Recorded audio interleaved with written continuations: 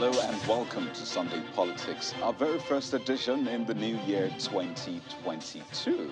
So first we say thank you to all our viewers around the world for being a cardinal part of our 2021. Last year was indeed very heavy politically, from the National Assembly to the executive. The judiciary also played a huge role as well, and not forgetting you, the people. But to be fair, all that really is some sort of dress rehearsal for what to expect in this new year 2022. And now that we're in the year before the big one, the 2023 elections, let's tell you that it's actually the year where all the plans, all the moves, all the permutations will unfold, and trust Channels Television to be there to bring you all the political trends. In fact, let's begin by giving you a political forecast for the new year 2022. What are some of the big events to expect in this year? Well, one of them, the major ones, of course, is the Electoral Act amendment decision, which is expected this month, January, when the National Assembly will resume from its recess. Of course, there's also the Constitution review, which is before the National Assembly, but we still don't quite have a date for that one yet. But we do hope that this year we'll get something definitive on that one. And not to forget this one, the Apc Convention, which has been slated for February. That's next month. There's been a lot of talk about whether or not that will hold regarding, the different crises we've seen in the party. But it looks like February will be the date for the Apc National Convention. So that's within the political party for the National Assembly as well. But regarding elections, yes, which is very vital to democracy, we're preparing for the FCT Area Council elections, which is scheduled for February the 12th. That's next month as well. There's also the big one in Ekiti State, the Ekiti governorship election. That's scheduled for June the 18th. So we have political parties already making the moves as you'll expect. And of course, a month after, we'll have the Osun State governorship election scheduled for July the 16th. But that's not all with elections this year. We also have, 8 pending by-elections involving 3 federal constituencies. That's Jos North and Basa in Plateau State, Akure North, Akure South in Ondo State, and Ogoja Yala in Cross River State. So those are the 3 federal constituencies elections we're expecting this year. There are also 5 state constituency elections in Zamfara, Ekiti, Cross River, Plateau, and Kaduna State. And of course, the build-up to 2023. This year, you'll see announcement of intentions. You'd see, candidates coming up to say, I'm willing to run, for president, for governor in this state ahead of 2023. You'll also see the alliances and the consultations, some of these candidates moving from place to place, trying to gather strength. There will also be party primaries, of course, across the political parties, campaigns, cross-carpeting, which you'll, of course, get to see this new year. So the point is, when you see all of these, do not be worried. It's all a sign of the coming 2023 elections. But be on the lookout for those who have your interest at heart, those with a pedigree, and ensure that you ask the pertinent questions about their plans for you, for your state, for your constituency, whatever, for the nation at large. We need to get quality leadership from time to time. And in order to do this, the people have to play our roles and not merely watch passively. So if you don't have your PVC yet, you should endeavor to get them and vote for your preferred candidates when the time comes. That's how a nation works. So that's a forecast for the year 2022. Well, there will be a lot of other things in between, but these are the standards that you should expect. So it's a big year ahead. And tonight we are setting the tone with very important conversations. First, we'll speak with a man who has led in the corporate world and now leads in government. And we'll also take a look at the government's national development plan. But first, let's tell you about SERAP's New Year letter to President Muhammadu Buhari. And to be honest, it's not the typical New Year's Day letter. In fact, there was no single mention of the Happy New Year wishes for the president or the nation in that document, which was dated January the 1st, 2022. Well, rather, the Socio-Economic Rights and Accountability Project, SERAP, is asking President Muhammadu Buhari to direct the Minister of Justice and anti-graft agencies to investigate allegations of systematic mismanagement of security votes by state governors since 1999. According to the rights group, anyone suspected to be responsible for misuse of funds should be made to face prosecution, and if there is sufficient admissible evidence of mismanaged public funds, then such should be fully recovered. Sarah argues that probing the spending of security votes and ensuring that accountability is done for any case of corruption will improve the ability of the federal government to deliver on its promise to ensure the security of Nigerians. Sarah, in fact, has written several letters to the president and the National Assembly on various issues of national importance. The most recent one was on Christmas Eve, asking the president to probe certain 3.1 billion naira reportedly said to be missing in the Ministry of Finance. So that's SERAP's New Year's letter, as it were, to the president. And while we wait for a possible response to SERAP's series of letters, let's bring you one of our big issues for tonight. It's a leadership question in Nigeria. I mean, questions about what is the quality of leadership we have in the country today? How are the current crop of leaders grappling with the myriad of challenges, security, economy, infrastructure, and the rest? Can the people feel their impact, and how can we improve the nation together as leaders and the people? Well, tonight on our very first edition of Sunday Politics for the year 2022, we're joined by the Executive Governor of Nasarawa State, His Excellency Abdullahi Sule. He joins us live from our Abuja studio on the program tonight. Well, Your Excellency, let me begin by thanking you for joining us tonight, and a Happy New Year to you. Thank you so much, Coyote. Happy New Year to you, and thank you for having me for your very first edition. I am very happy to be here, and thank you very much. Right. So let's get into this, really. How would you first describe 2021 for you as governor of Nasarawa State, and perhaps for leaders in the country at large? You know, there were lots of expectations from the people: economy, security, infrastructure, and the rest. So would you say that the leaders rose up to the challenge in 2021? Okay, thank you very much, Coyote. But you know, you asked the questions in two places. I may not be able to speak for every state, but I think, let me start from Nasarawa State. I believe in Nasarawa State we have been able to live up to the expectations of the people, in the sense that so far, you know, we were faced with big security challenges in the state. When we came in, we have worked tirelessly on the area of security, and today, though you have skirmishes here and there, but today Nasarawa is considered one of the safest states actually that you can live on, and that's the reason why we continue to receive big players, you know, in the area of investment in agriculture. Just last week, a few days ago, less than a week ago, Olam has come in to say we are going to invest $100 million in the construction of the animal feeds project in Nasarawa State, because we have identified, we have done our homework, and we believe Nasarawa is there. And a little earlier than that, Olam, Flour Mills of Nigeria, also came with a similar one. Just in the same year, you know, at the beginning of the year 2021, Asman also came in with the same plan and already acquired a site and the rest of that. And naturally, you know, in Nasarawa State, if you look at, Nasarawa is an agricultural state. You know, our farmers, you know, unlike maybe what some other people from outside who don't know what is happening in the state, the farmers are very happy with what is happening. Today, Nasarawa is lucky to be #1 when it comes to sesame seed in the state. After that, you know, we are #2 now in the country when it comes to the harvest that we have seen so far, you know, in the area of cassava. We are #5 in rice production in the country, you know, and #2 also in yams after Benue.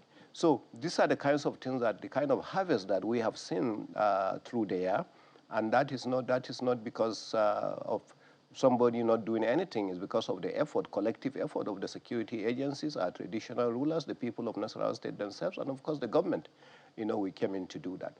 Now, looking at the various states that you have mentioned, a lot of states have been fighting insecurity, and then in some places, you know, you will see the situation from outside will be exaggerated more than that. And a good example I will give you is the one of my good friend Zulum in Borno State.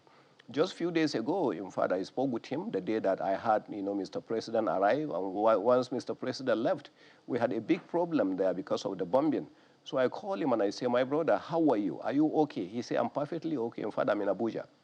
Say, what are you doing in Abuja here? I say, sometimes some of these reports are highly exaggerated. He say, yes, there was bombing, but the good news about that, one of the places that is highly, targeted, Bama, he said for the first 7 months, we have not had a single incident, of insecurity in Bama. And then we were discussing, because he and I have good understanding of American history.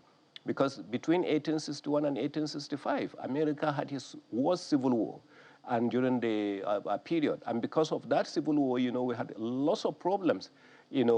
More of those wars were actually in a state called Virginia because of the target of Washington, D.C. So he said that's equivalent of Burma for us. Burma had been like Virginia. Yet, you can see clearly in the past 7 months, we have not had a single case. So right now, they can't come into Maiduguri and attack. So instead, they are fighting from distance. They throw a rocket and things like that. So that is to tell you, the level of effort that has been made. The same thing, if you go to Kaduna today, the effort being made by El-Rufai. If you go to Niger, my dear friend, Bello, what he's doing there, and the rest of that, everywhere you go, you will see people who are definitely making some efforts. Yes, there are insecurity situations, but then things are improving. On the economy, which is the other leg that Mr. President said he's going to work on when this government was coming to power in that, you have seen clearly the improvement that we have seen in the area. There is insecurity in Nigeria, no doubt. It is a responsibility of every one of us to work on it, no doubt. And it will continue, until we all get together and find the last formula that this is the way out. No doubt about it. But are there improvements? A lot of us, will come down and tell you, even in Nasarawa that I'm talking to you today, somebody just came back from his dream and said that there is insecurity in Nasarawa because there was a problem in Obi, local government. To him, that was a huge insecurity. That is. So those are the kind of things that you see, Coyote, and for me, that's my assessment, really. Right. We'll come to some of those incidents you spoke about, particularly in your state. But generally now, because the APC is a government in power at the center, so, you can speak definitely for yourself, for your state, and by extension, perhaps for the APC, which is in government, because you're a cardinal part of the party. So you said that it looks like mixed bag, some wins, some losses. But for the benefit of the people who from time to time wonder, what's going on in the minds of our leaders? How are they approaching these issues? Do they really know how we feel? For the party at the center, would you say you've been able to do right by the Nigerian people, feel their pains in this year, the previous year, 2021? Well, one thing I will tell you, I will not be able to tell you exactly how you feel as a person, but the way people feel, we go out to the people. We are not living outside the people. We are living within the people. I just came back from one of the most remote areas in Nasarawa State, in Doma local government called AK, a place that had been abandoned since 1979. That's when they saw anything called grading of the road.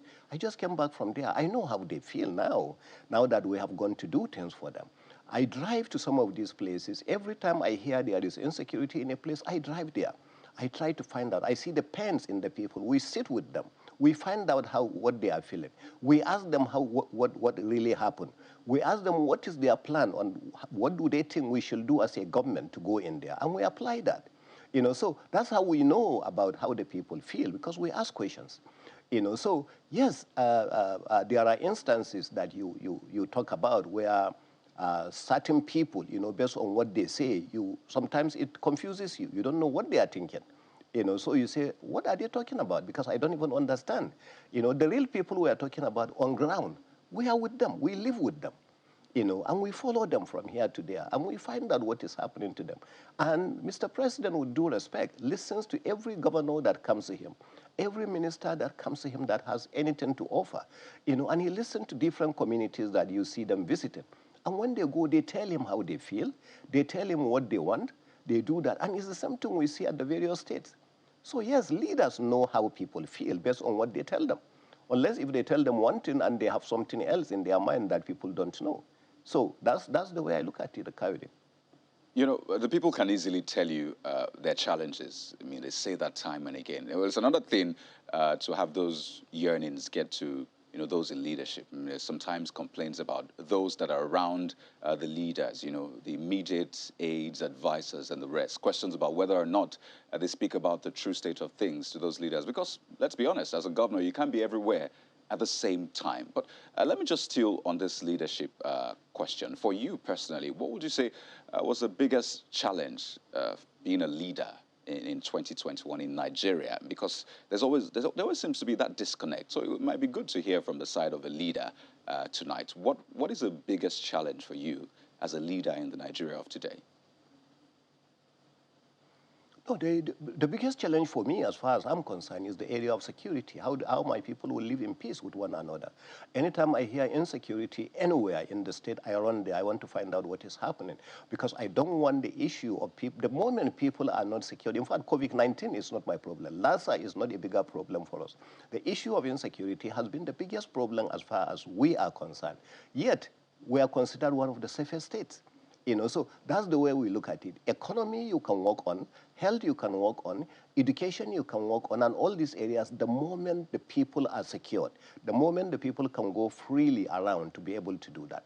Now, I hear you when you mention that sometimes the people around the leaders, you know, don't allow people to come in. That's why leaders go out. Personally, I go out. You know, you introduced me as somebody that came from the corporate world. Yes. When I was the managing director of Dangote, I never stayed in Lagos. You know, I was in Singa Market. I was in Makola Market in Ibadan. I followed all the customers, all the markets to hear directly from the customers. That's the culture I brought into governance. Every local government I go to, every issue that happens, I travel there. I listen to the people. And in most cases, I tell the people, forget about the fact that I'm a governor. Talk to me. Talk to me as an individual. Let me hear you. You know, so, and then the people, in most cases, people talk. That's why you hear people criticize me, they do that, and I say, that's good. I love the criticism sometimes, because that's the time that I will sit down and relent and say, all right, maybe this guy is right, what he says, let me check it out. You know, so I think that's what it is. For me, that's the way I look at leadership. It's interesting you say you love the criticism sometimes. So when don't you love those criticisms? Because I learn from them sometimes. No, the question is, when don't you love those criticisms? You said you like them sometimes, so clearly not every time. So when do those criticisms come across as though, I don't want this? When somebody is criticizing based on something he doesn't know anything about. And I give you a good example. A good example is the time during the COVID, you know, when all the northern governors got together, had a meeting, discussed, and say, let's take a decision on Almajiris. And we took a decision, which we believe at the time was the best decision that had to be taken for these Almajiris, so that we could take these poor children before they got infected back to their original parents, so parents could properly take care of them. Okay? And then different NGOs started criticizing them. The same NGOs we are talking about that we are criticizing go on the street, drive on the street, they see these Almajiris, they have never done a thing for them. They don't care about them. They don't know what is happening to them. And they are the first people to criticize. And they say, all right, we are not taking them back. What is your solution? Or is responsibility of government? That is the kind of criticism that I'm telling you doesn't make sense. Because criticism that doesn't make sense, that's the one that I say I really don't like. But if somebody is abusing me because I'm too tall or too short, I'm spending some money that I'm building this road instead of that road, I'm concentrating here, this and that's fine. You know, I can hear those criticisms. I can take them. I can say, all right, maybe it's true. Maybe it's also constructing a road. These people rather need a healthcare system. Maybe these people require education. Maybe these people require water. Maybe, you know, so those are the kind of things that I say sometimes I learn from the criticisms. But quickly on this Almajiri question, have you and your colleagues in the North been able to resolve it finally? Because as you mentioned, there were controversies around that. In fact, some states, it looked like a blame game at some point, saying, you know what, they came from this state. The state saying, no, they didn't come from our state. And it looked like, you know, all the effort was going to just fall through. But as of today, what is the state of Almajiris in the northern part of the country? Unfortunately, we did not get the kind of successes that we needed. Personally, I don't think I succeeded the way I felt I wanted to succeed. What we said we were going to do at the time was that we took these children back to their states. And a lot of the states, very few actually said they were not theirs, but the original teachers of these almajiris said that they came, we brought them from so and so parents, we brought them from so and so state, and we should take them there, and their parents are there. And most of the time we ask the children, where are you from? Where are your parents? Where is that? And some of these children were brought to other states when they were at the ages of 5, 4, when they didn't know anything. So by the time some of these almajiris are 9, 10, you start asking them, they are confused because they never actually had the love of any parent. So it was very difficult. So those were the instances where you say that they were taken, they were not. But I will tell you 95% of those who were taken were actually received. But if you ask me, have we really succeeded the way that I was saying, I really don't think so. The reason why I'm telling you we didn't succeed the way we were thinking is because the same parents, in most cases, took them back to those states in the fact that, okay, the COVID-19 is now over, so they took them back to the states. So we ended up, again, receiving some of these people back in there. So that's what I'm telling you. So it's about accepting responsibilities. People are willing to give birth to children, but they are not willing to take the responsibility of those children. It's a very sad scenario in our country, and we have to keep thinking as leaders on how else we can approach this. Will that involve perhaps making laws to enforce these things, perhaps population control laws, more responsibility laws on the part of parents? Is that something the northern governors are looking at? I can't speak for all the northern governors. I'm the one actually in this pain alone. And then we are yet to have another governors meeting where we'll discuss and review this. Has it worked? Maybe for me in Nasarawa, it has not worked to my satisfaction. In some states, maybe it has worked. I don't know. So when we go back to some of those states and they say, no, in my own case, it has worked. They say, oh, how did you do it? Then maybe we can learn from there. But if everybody will say, no, it hasn't worked for me also, Nasarawa, I think I'm also with you on this. So at that moment, then I think we begin to think of other solutions. Okay, let's go back to security. Well, in fact, this is related to security as well. And it's only fair to ask you about Serap's letter asking the president to investigate allegations of systemic mismanagement of security votes by state governors since 1999. And Serap talked about, some of its fears, saying that most of these funds appropriated are spent on political activities, mismanaged, or simply stolen. In fact, the estimate, according to Serap's letter, is about 241.2 billion every year. As a state governor, if the president were to probe your spending, what would he find? I will find it very convenient. I will offer Nasarawa State to be the first place for him to come. Not even the past governors, actually the current governors. And I can tell you publicly how we spend security votes when it comes to security votes in Nasarawa State. The money doesn't even come to the governor's office at all. First, it goes to the office of the SSG, and then all the various security points actually receive that money. We have 2 military super camps. We have military special forces. We have all this. So all these monies are distributed. Support this one, support that. So you have wild stroke, you have the police, you have the divisional police officers where in the past they were not getting something. So now we support them with some logistics so that they can actually fuel their vehicles and go after this. We have so many special forces, that are in the state, anti-crime, all these CID offices, this and that. That's how we distribute the money. So you want to do that? I think we should do that. I think if Serap wants that to be done, I don't see a problem, actually. In fact, not even those who have left office, even those who are in office right now. Whatever needs to be done to correct things in this country should be done. We should not actually shy away from that. Yes, there is part of that money, like you rightly mentioned, that goes to some other places outside security. But in most cases, if you look at them, it is also part of the security. If you say that, okay, part of this money is going to go, some of the traditional rulers assist us in taking care of this, part of this should go to them, that is part of security. you go ahead and do that. There are some community leaders here and there who help you to do that. Part of the money goes to them. That's security. There are vigilantes that part of the money goes to security. For instance, in Nasarawa State, they come in because they have anti-open grazing law in Benue, and so in Nasarawa State, we don't have. So sometimes the Fulanis actually run away into Nasarawa State, and then the Air Force goes up to bomb, and then they kill some cows or something in order to make sure there is peace. We call some of those Fulanis, even though we're not the people that kill the cows. How do we maintain peace in the area? How do we do that? You take part of that money, you give them. That is security.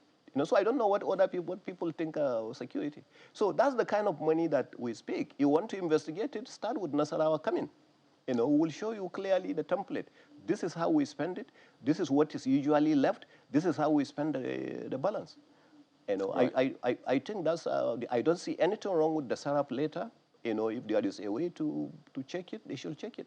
It will seem the definition of security is quite vague because, a governor can well say, well, political activities also contribute to security. So perhaps that's another area to look at. But a couple of areas we need to touch tonight, Governor. So let's try to move into politics. Your party, the APC, preparing for the convention. It's been a long time coming with the extraordinary caretaker committees, tenure extended, not once, twice. And there are a lot of questions as to whether or not this convention will be successful, bearing in mind that there have been crises across states. Kano, we've seen across states, Lagos even, in fact. So will this convention still go ahead in spite of all these crises we've seen? What is the crisis in Lagos? You are sitting in Lagos comfortably and you say crisis everywhere, even in Lagos. I don't see any crisis in Lagos.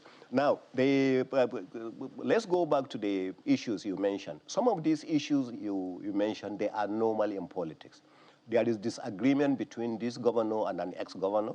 There is disagreement between governor and legislators. There are these between that, and I have participated in trying to resolve some of those. I participated in the one in Ogun State, for instance.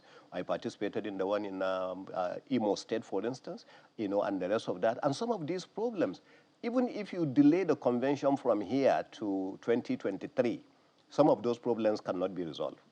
You understand that? So you don't say until you resolve all your issues 100% before you go into convention. Which political party today, that is going to say we don't have any of these kind of problems at all within our party, unless a party that is not even relevant, doesn't have in fact, if a party doesn't have this, then you don't even have to worry about that political party. And this is just the reality. So yes, we have some issues that are there, and yes, they have always been there. They have always been there. You will continue to have disagreement between people. I was reading one of the items you listed earlier on. You said after the primaries, there is going to be cross-carpeting, which is also part of the program you listed, which is correct. I'm not saying it's wrong. What you say is correct, but that is part of the game. There are some people in Nigeria, they never lose elections. As far as they are concerned, if they lose election, it's because they have been rigged. If they win election, no rigging. But they lose election, okay, it's because of rigging. So such people, just watch them. They are going to move. So the moment they are not getting it, they will move. And so you can't stop such people. And really, that's what it is. Well, we're winding down in less than 30 seconds, but I think it's important to also ask you, I was going to do a double-edged sword, but let me just keep it as one. The fate of your party after President Buhari leaves office in about 17 months? There are fears that your party will break apart. Do you share those fears? Yeah, the same people who are saying that have told us that by 2015 Nigeria will break up and there will be no Nigeria, whereas we still have Nigeria.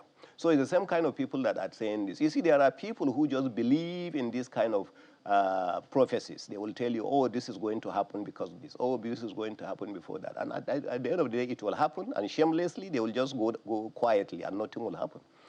I don't believe our party is going to go into pieces.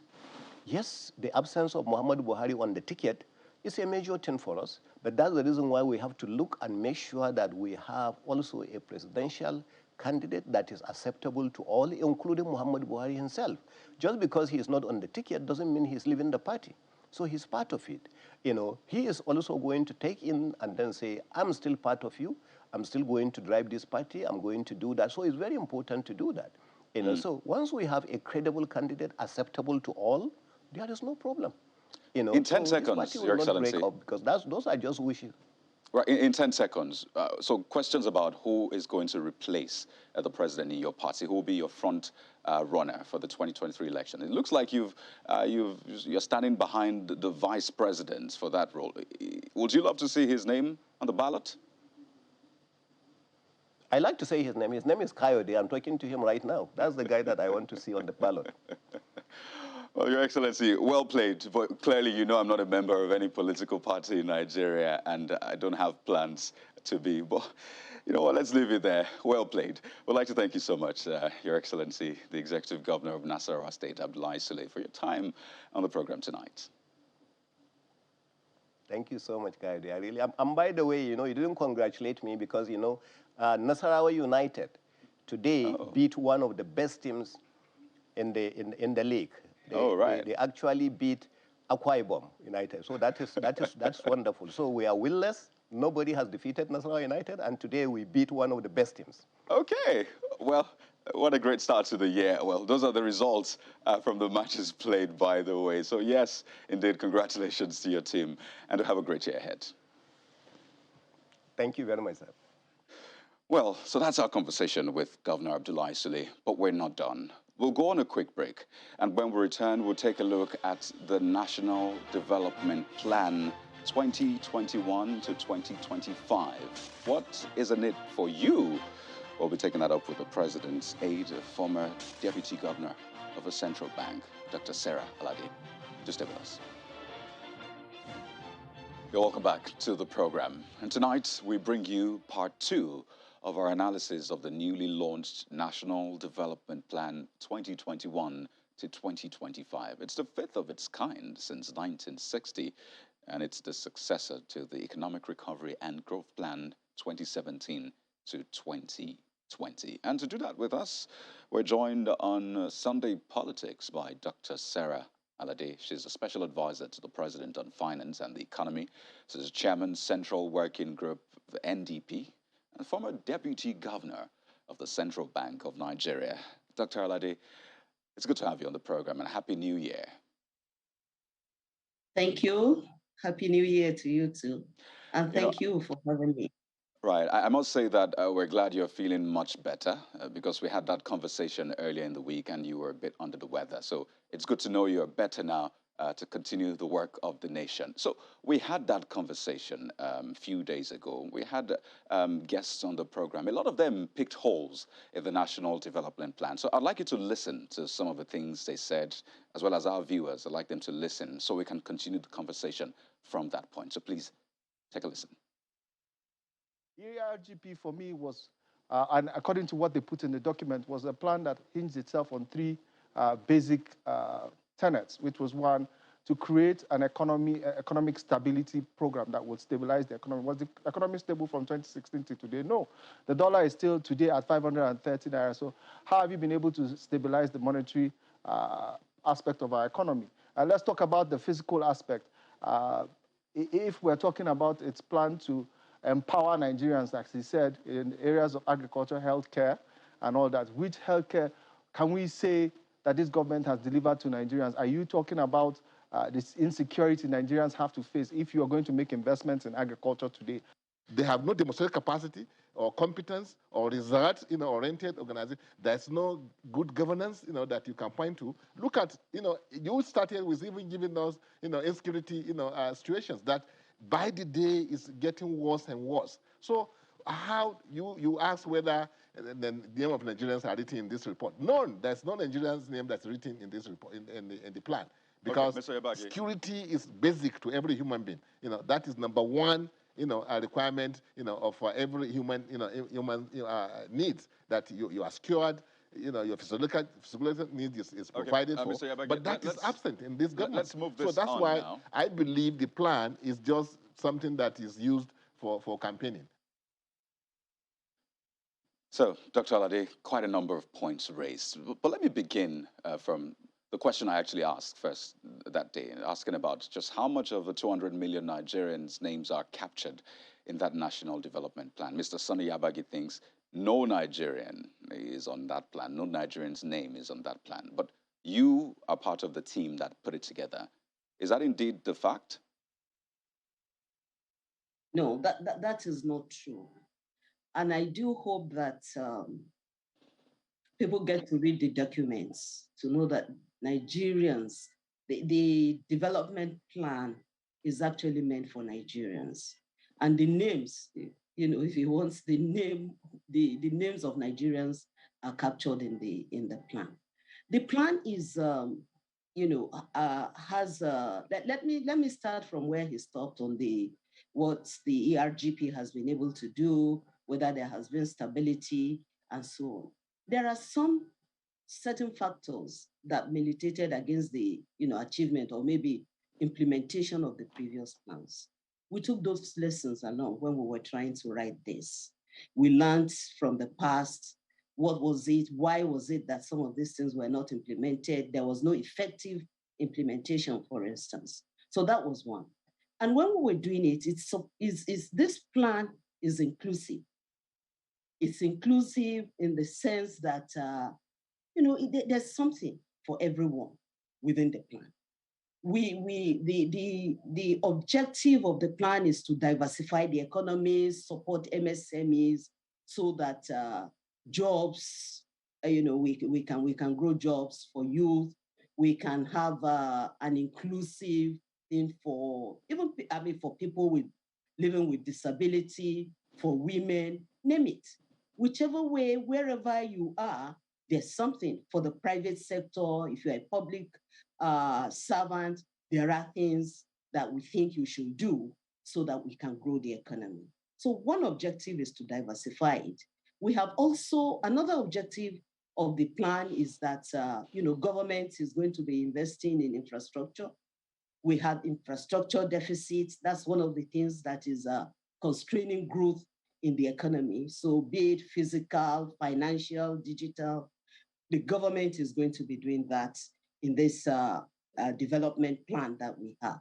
We are also talking about security issues, and the security architecture of the economy will have to be, revamped so that, a lot of the things that security, a lot of the issues and concerns about security will have to be addressed. And finally, we are also talking about human capital development, health for the people, education, developing skills. So those are the broad objectives of this plan. And we have worked hard to make sure that implementation this time will not be, like what we had in the past.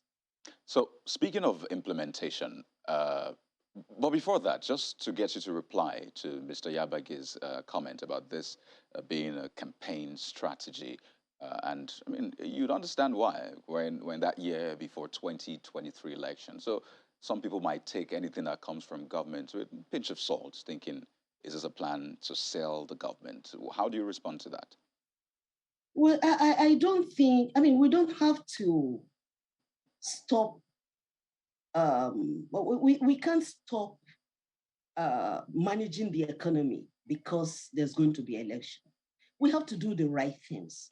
There's need for a development plan, and we have a development plan. It doesn't matter whether it's at the start of a government, in the middle of a government, or towards the end of a government.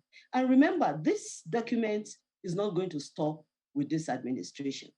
It's going to continue into the next administration. Other countries that have grown do not have all these start-stop policies and say because an administration is going away, then don't let us do it. Otherwise, it will be, regarded as a campaign instrument. It's not a campaign. I don't think. It's really not a campaign instrument. It's a developmental tool that we need. It's an instrument that we need to develop the economy, and we have to do it so that when another government comes, they take over from there, so that we can then see evidence of development in this country. Right, so let's talk about implementation. Looking at the plan, a lot of people have called it ambitious. 348 trillion naira. Doing the math, that's about 20 times our 2022 budget, which, we're still struggling to finance. So implementation is a big deal for this kind of ambitious project. So let's start from that one. How do you plan to implement that? is a 348, almost 400 trillion budget for the 5 years from 2021 to 2025. And we are hoping that about 85% of that will be provided by the private sector. Government doesn't have that kind of money. And government will be providing just, I think, about 49 or 15% of the total amount that is required.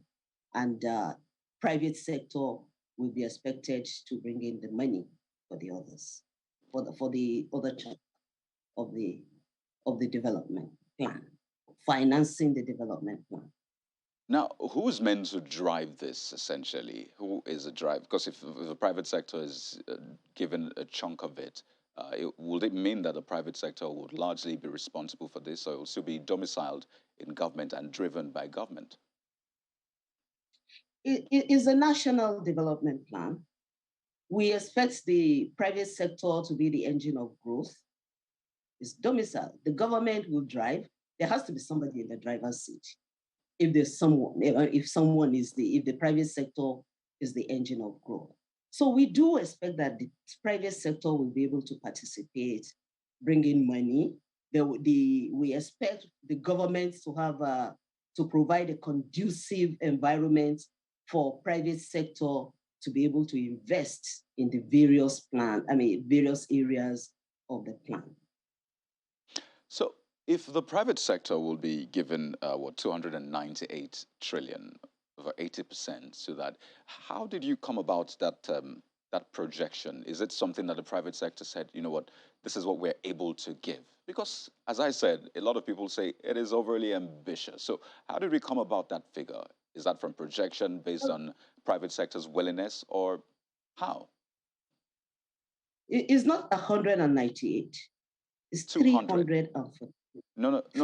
The private sector's contribution is what I'm talking about. 298.3 trillion for the private sector specifically. We expect the private sector. You see, if you have the right incentives, private sector is willing to invest. And we expect that government will provide a conducive environment for the private sector to be able to invest in this economy. One of the things we have, which is new in this development plan, is a volume 3. We have a volume 1, which consists of the policies. We have a volume 2, which consists of the projects and programs that will drive the policies. And we have a volume 3, which consists of some of the reforms that government needs to do in order to achieve the kind of growth that we envisage. And some of those reforms are reforms that we be able to attract the private sector to invest in the economy. And if these things are done, the private sector, they look for business. They look for a way to make profits. They will definitely invest in the economy if we are able to do the right things.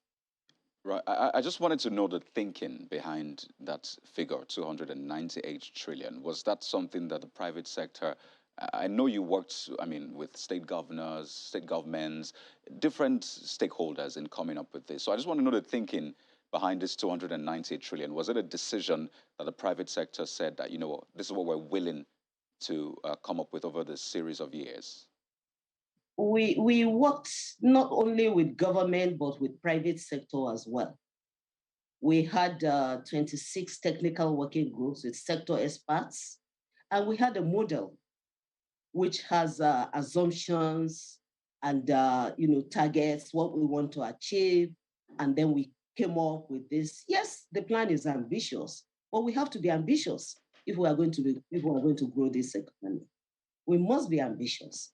And I believe that the private sector can finance that if we give them the right environment. If doing business, ease of doing business is there.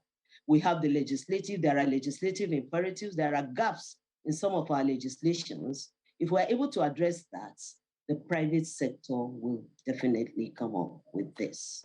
Well, Dr. Alade, I know that this conversation will definitely continue in the coming years, actually, because this is meant to terminate in 2025. But if you could leave Nigerians with this point, what are the biggest projects, what are the biggest changes that this development plan is meant to bring? If we could just leave Nigerians with that in about a minute. You know, when we were doing this thing, we had taken into consideration the mega trends, knowledge economy. We want to be a knowledge economy. We want to participate in the fourth industrial revolution. We are also thinking about the trade, the after trade is coming. So we didn't just do it as a domestic thing. We're looking at the international things and factors that are likely to affect, you know, the economy in the coming years. So we are looking at, you know, not the Nigeria of today, but Nigeria of tomorrow, providing employment. The plan will provide about 21 million jobs and lift about 35 million people out of poverty. And it can be done if we address the implementation constraints. Well, they say that the devil is in the details this time around. So the implementation is something we'll definitely still be taking up, perhaps with you in the coming days. But so far, I would like to thank you so much, Dr. Sarah Alade, Special Advisor to the President on Finance and the Economy. She's also Chairman, Central Working Group of the National Development Bank, National Development Plan 2021 to 2025, as well as a former Deputy Governor of the Central Bank. Thank you so much. Thank you. Thank you. Well, just before we go, it appears that just as the new year rolls in, the politicking for the 2023 election year has also kicked off with some definite statements on one of those perhaps seeking the #1 seat in the land. And the DG of the Tinubu Support Group's Management Council and the former chairman of the Preparations Committee in the House of Representatives, Honorable Abdulmumin Jibrin, has told Channels Television that former Lagos State Governor Bola Tinubu will contest for Nigeria's president in 2023. One will wonder if Bola Tinubu is running for president of Nigeria in 2023. Is he running? Yes, he's running. He has told you so? Absolutely. You have his authority to tell us that he's running for office? Absolutely, he's running for office. For the presidency in 2013, take it to the bank. He is running. Bola Tinubu, I told you he's running. Absolutely, we've discussed with him extensively.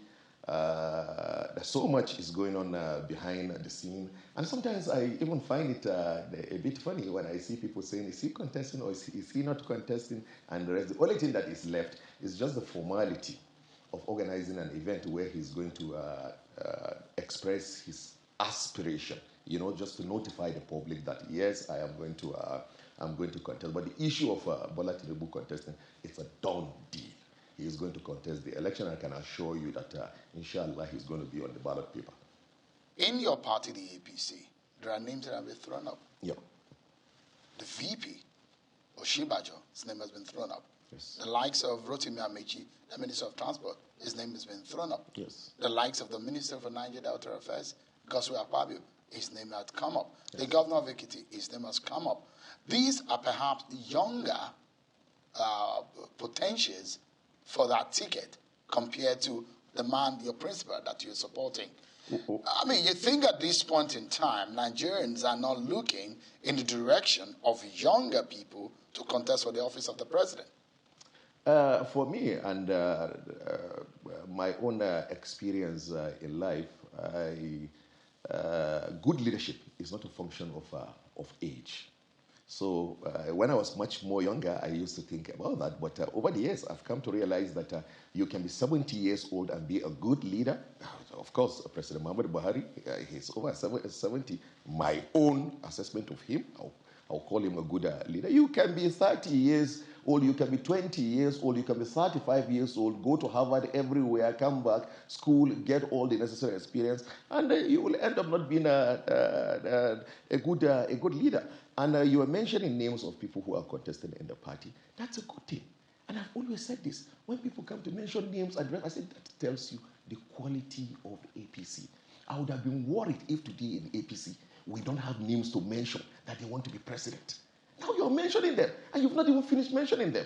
But what I keep telling people all the time is that it is one thing to be qualified to be president, It is one thing to be able to make a competent president, and it's another thing to be able to win a presidential election. They are two different things. So you think your principal has all of this? You have so many people within the APC that are competent and are qualified to become president. But it's a completely different scenario for you to have the capacity to win a presidential election. For me, I believe that the person who has an edge over all of them, that we can hand over the ticket to him and perhaps go back home and sleep, is Asiwaju Bola Tinubu. You think the APC can defeat the PDP as things are right now in the country? If you give the Asiwaju Bola Tinubu the ticket, I think 90% of the race is done. It does look like you're taking things spiritual. I saw some spiritual elders or Islamic clerics. Yes. I saw them out there. Yes. Is that for this purpose also? Completely. Of course, we had just now about 2,500 ulamas from all over Kano that all gathered. All we are told, you're coming to pray for Asiwaju because this is what we want. Spiritually, you know that he has been ordained.